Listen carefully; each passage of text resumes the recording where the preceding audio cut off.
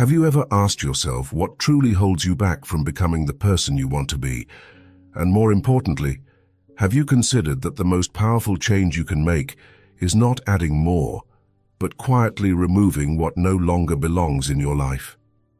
The Stoic philosophers, from Marcus Aurelius to Epictetus, taught that much of human suffering comes not from events themselves, but from the unnecessary baggage we carry: habits, fears, resentments, and illusions. Today, I want to walk with you through 10 things you should eliminate silently, without justification, without warning, and without apology. This is not about pleasing the world. It is about freeing yourself.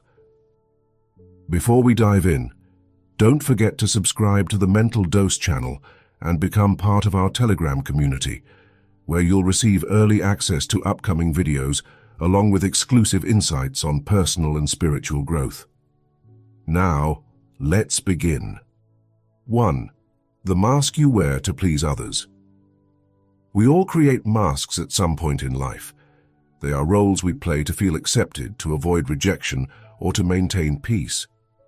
These masks might look like the perfect employee who never disagrees, the agreeable friend who laughs at jokes they dislike, or the curated online persona who appears successful and happy.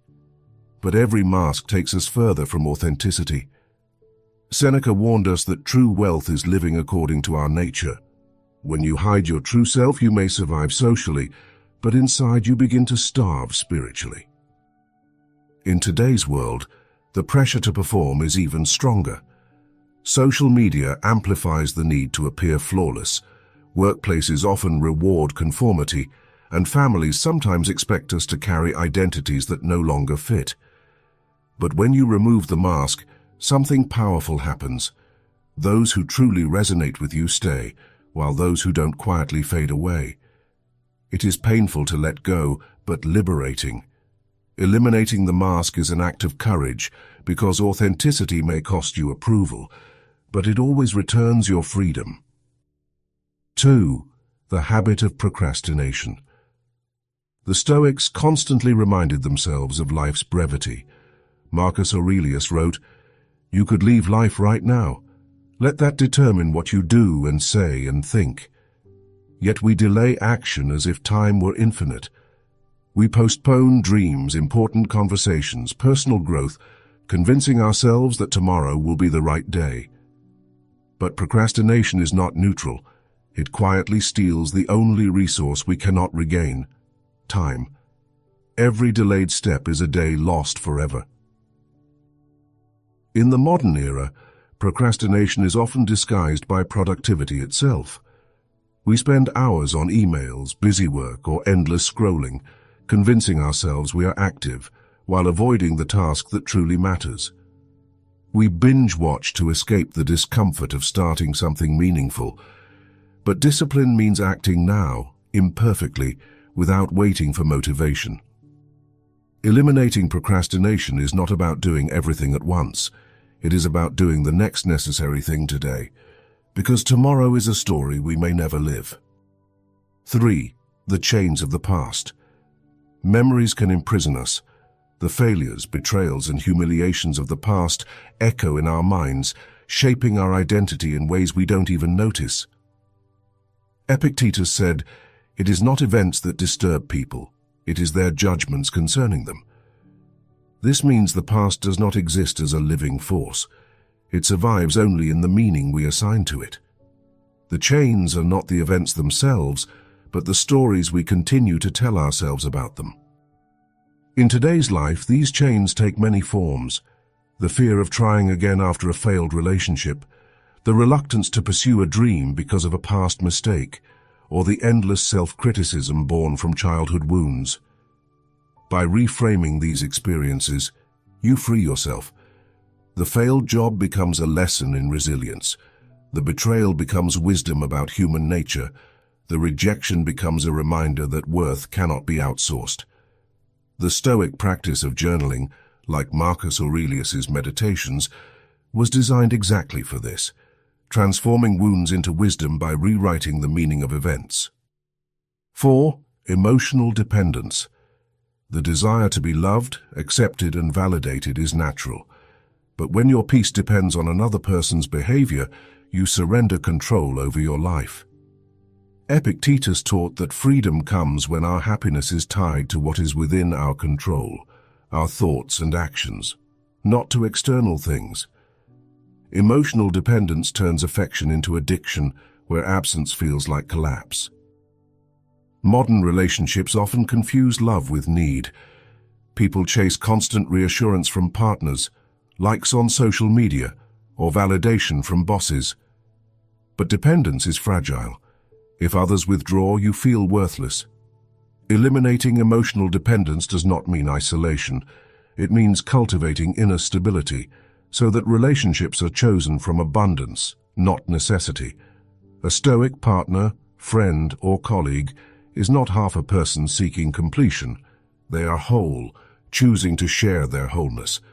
That is the foundation of love built on freedom. 5.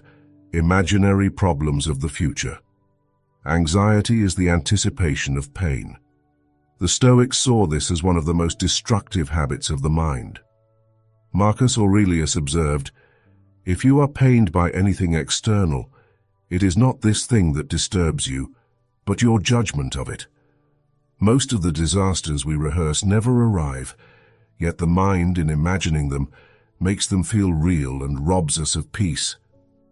Today, anxiety has become epidemic.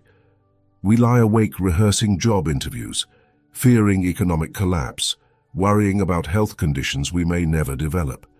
Technology intensifies this with constant news, worst-case scenarios, and comparisons that fuel insecurity. Eliminating imaginary problems does not mean ignoring risk, but focusing on what can be acted upon now. Instead of trying to predict the future, strengthen your capacity to adapt to whatever comes. That shift, from prediction to preparation, turns fear into resilience. 6. Resentment. Resentment is anger stored like a weapon, but one that only wounds its owner. Seneca wrote, "The greatest remedy for anger is delay." Time reveals that clinging to resentment changes nothing outside of us, but corrodes us within. To resent is to chain yourself to the very thing you wish to escape. In modern life, resentment often lingers in workplaces, families, and friendships.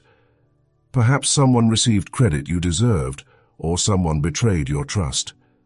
Online, resentment thrives as outrage and endless arguments. But while anger may feel justified, it consumes energy that could be invested in growth. To eliminate resentment is not to excuse wrongs, but to reclaim your peace. Forgiveness, in the Stoic sense, is not about forgetting. It is about releasing the grip that the past holds over you, so that your present and future remain uncorrupted. 7. The illusion of future happiness. The idea that happiness lies in the next milestone is one of humanity's most enduring illusions. The Stoics rejected this view. For them, happiness, or eudaimonia, was not a prize to be earned, but a condition created by living with virtue. Marcus Aurelius reminded himself, "Very little is needed to make a happy life. It is all within yourself, in your way of thinking." Today, advertising and culture teach the opposite, that happiness lies in possessions, promotions, or achievements, yet when the goal is reached, satisfaction is brief, and the cycle begins again. Eliminating this illusion requires a radical shift, to see happiness not as a destination, but as a daily practice of alignment between values and actions. Gratitude, integrity, and presence become the true sources of joy. This is not complacency, it is liberation from the endless race. Before we look at the 8th lesson, if this video is giving you perspective, consider sharing it with someone who might need it. And if you'd like to support the creation of content like this, you can use the thanks button below. Your support truly makes a difference. Now let's continue with the 8th point. 8. The weight of constant justification. How often do you feel the need to explain yourself? Why you made a career change? Why you ended a relationship? while you live differently from your peers. Epictetus advised, "Don't explain your philosophy, embody it." Constant justification weakens your resolve because it shifts your focus outward to the opinions of others rather than inward to your own values. In our hyper-connected age, justification has become a reflex. Social media encourages us to explain, defend, and validate every choice. But the Stoic path is one of silent strength, integrity without the need for applause, conviction without the need for approval. Eliminating constant justification means reclaiming your energy. Let your actions, your peace, and your progress speak louder than any explanation ever could. 9. Destructive habits that erode body and mind. The Stoics believed the body and mind are inseparable. Marcus Aurelius disciplined himself with exercise, reflection, and simplicity, because he knew weakness in one area infects the other. Poor habits, sleep deprivation, overeating, distraction, self-criticism, slowly corrode both the body's vitality and the mind's clarity. In modern life, destructive habits are everywhere. Endless scrolling prevents rest. Processed food numbs energy. Negative self-talk poisons confidence. Eliminating these habits is not about chasing perfection, but about cultivating respect. Every small improvement, a night of full rest, a balanced meal, a mindful pause, is an investment in resilience. The Stoics did not see discipline as punishment. They saw it as freedom. Freedom from impulses, freedom from weakness, freedom to live with strength. 10. The habit of criticizing others. Criticism is a shield we raise to avoid looking inward. It is easier to point out the faults of others than to confront our own.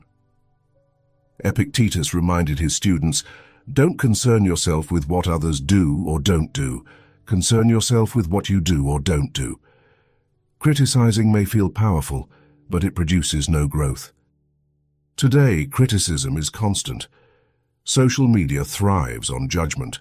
Gossip fills workplaces, and even families normalize pointing out flaws. But every ounce of energy spent criticizing others is energy stolen from your own self-improvement. Eliminating this habit does not mean silence. It means redirecting focus. Instead of asking, "What is wrong with them?" ask, "What can I strengthen in myself?" That shift turns judgment into responsibility and responsibility into transformation. True freedom begins not with adding, but with removing. Eliminate in silence, and let your actions speak louder than words.